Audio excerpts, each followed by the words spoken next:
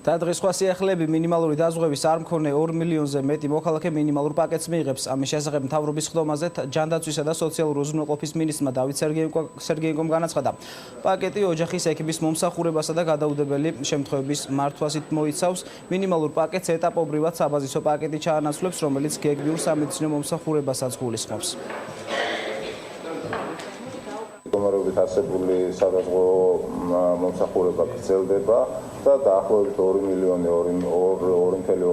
მილიონი ადამიანი საქართველოს მოქალაქე, რომელსაც არანაირი სადაზღვო პაკეტი არ აქვს, უზრუნველყოფილი იქნება მაღალი მინიმალური სადაზღვო პაკეტი, რომელიც შემდეგ ეტაპობრივად 1 ივლისისთვის გადავა საბაზო სადაზღვო პაკეტში. სხვაობა ამ პაკეტებს შორის არის, თუ მინიმალური მოიცავდა მხოლოდ ოჯახის ექიმთან ვიზიტის შესაძლებლობას და გადაუდებელი შემთხვევების მართვას, საბაზოში უკვე ამ ყველაფერს ემატება გეგმიური სამედიცინო მომსახურებები, როგორც სტაციონარული, ასევე ამბულატორიული.